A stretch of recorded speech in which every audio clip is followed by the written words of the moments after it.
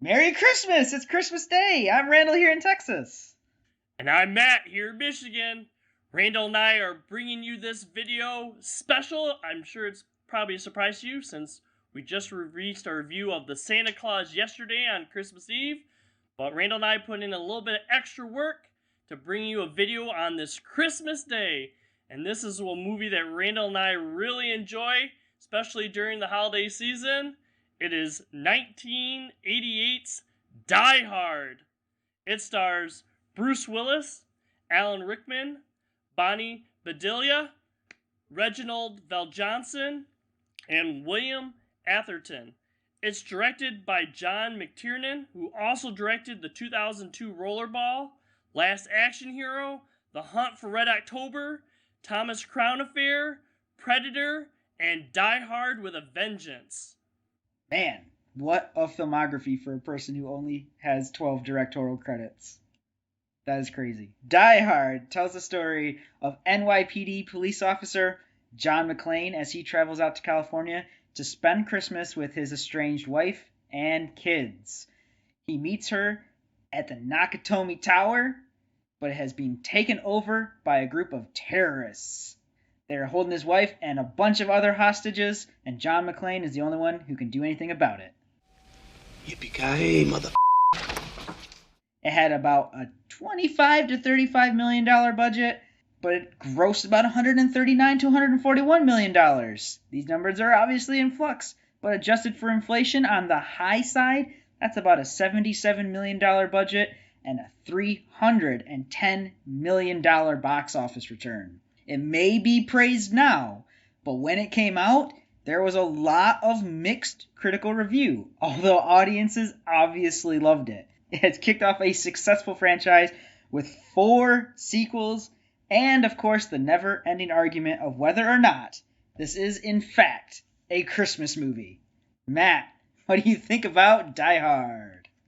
Well, I'm going to apologize right now to our viewers that are expecting us to just pick this movie apart and say we don't like this, we don't like this, we don't like this. At least for me, you're not really going to get this because I absolutely love this movie. This is our little Christmas Day treat, and I really love Die Hard. It is one of my favorite action films. This one, I think, pretty much checks off each little element on my list for a good action movie. And for those that don't think this is a Christmas movie, I just point to a conversation between John McClane and the limo driver Argyle at the beginning. So you got any Christmas music? This is Christmas music. Man, it's funny that you have to mention the fact that it is everything. It checks all the boxes for an action film for you, because that's what some of the critics said. It's like, it's just full of this action trope and this action trope. And I'm like, yeah, but those are defining characteristics of action films for a reason, you know? But on the Christmas front, this is undeniably a Christmas movie. I don't care what Bruce Willis says. Most of it takes place on Christmas Eve at a Christmas party. It ends on Christmas Day, Christmas morning. Merry Christmas, Argyle. Merry Christmas. There are references throughout the film to Christmas, including the very famous and oft-quoted Alan Rickman line, Now I have a machine gun. Ho, ho, ho. Heck, even John McClane's wife's name is Holly. It doesn't get much more Christmassy than that. It might be an action movie, but it is without a doubt a Christmas movie. And up until I, had a toddler, it was definitely like, I'm going to turn this on Christmas and watch it on Christmas Day. Well, we can't talk about this movie without talking about at least 2 breakout stars in it. We also already been talking a bit about Bruce Willis and his, I would call it, iconic John McClane and stuff. But also Alan Rickman. I mean, man, before he was Snape, before he was the Sheriff of Nottingham, Hans Gruber. Man, what a good villain in this. I think this is definitely the movie that introduced me to these 2 fine actors and stuff, and I think they do an excellent job in this film. This was really their big break for both of them, especially Alan Rickman, who was kind of at the time getting older and didn't really know if he was going to continue to be a movie actor or not. So, God, thanks so much for casting him as this villain that he didn't even want to be the villain. He wanted to be, a good guy. It's well done, and I think it lends to the credibility of the film and why it stands the test of time so well. Bruce Willis did a lot of his own stunts in this. A lot of, the stunt people in this very action-packed, stunt-filled film were just, actors doing it, playing the role instead of specifically stunt people. At the very end, when Alan Rickman is dropped off of the top of Nakatomi Tower, they very famously said they're going to drop him on 3, but dropped him on 2 instead. So that utter look of shock and fear in his face is 100% genuine as they drop him. I think part of what makes some of these characters so well, especially John McClane, is that John McClane is kind of like your everyday man action hero. He isn't necessarily like your Rambo or your typical Arnold Schwarzenegger in a film. They even reference Arnold Schwarzenegger in this movie. They got missiles, automatic weapons, and enough plastic explosives to orbit Arnold Schwarzenegger. This is a big thing a lot of people point at, is like he's barefoot through a lot of this movie. A lot of people know Die Hard's like, oh, that's the movie where the guy's barefoot. Better being caught with your pants down, huh? I think that kind of shows the character's vulnerability a little bit too. He's not just this unbreakable guy. This is a guy that gets beat up throughout the whole thing and actually has the scars and blood and everything to show for it. And the best part about the going barefoot throughout the film is that it's telegraphed at the very beginning that just some random extra actor on the plane's like, you know what? After you get where you're going, take off your shoes and your socks. Then you walk around on the rug barefoot and make fists with your toes. And you're like, that's just a one-off, he's not going to, oh my God, he's doing it. You can't say enough also about just the extra cast in this film. Obviously, there's lots of terrorists, and they're offed one at a time. It turns out that behind the scenes, they were offed not in any particular order, but by how John McTiernan thought the actors were playing the role. So the better you acted, the more likely your terrorist was going to survive longer. Al Powell, man. Al Powell, that is one of the best, characters who's lifting John up, but he's not even there physically, He's outside the building just talking to him over the radio.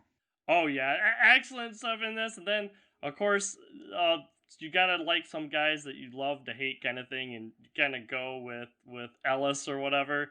Hans, Bobby, I'm your white knight. I think that's what makes this a good film, too. We have, it's an action film, but we also have that humor in this movie, too. We have lots of great one-liners in this movie. Welcome to the party, pal! That's one of those things on that list that I mentioned that you check off that makes a great action film. Definitely. And, of course, outside of the terrorists, you have William Atherton. Oh my gosh, William Atherton. The 1980s go-to sleazebag. Ghostbusters, obviously, well known for that.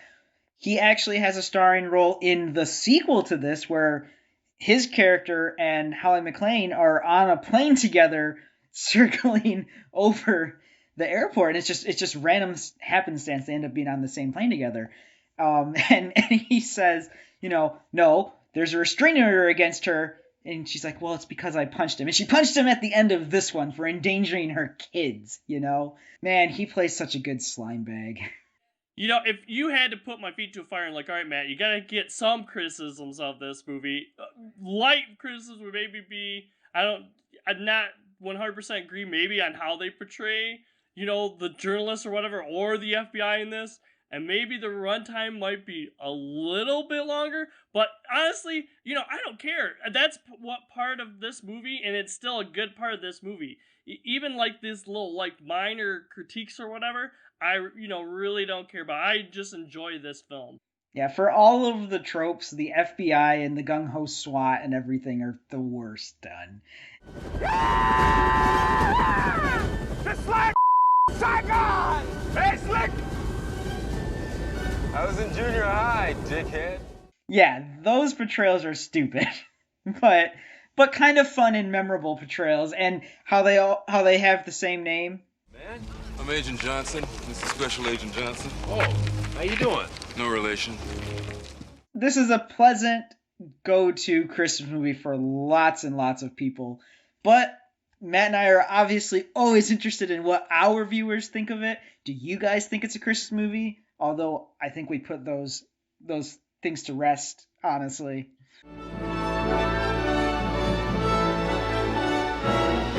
Merry Christmas. If you like this sort of thing, make sure to give this video a thumbs up. If you want to see more, subscribe and ring the bell icon so that way you always get notified when we release new videos. We also have a Facebook page where most of the time we're always going to tell you the day before what's coming out next. We release new videos every Monday and Thursday. Make sure to come back and check them out.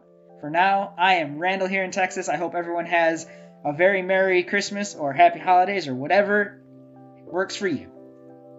Now I'm Matt here in Michigan. I hope you guys enjoyed this Christmas present. Happy holidays, everyone. Next time on No Market Media.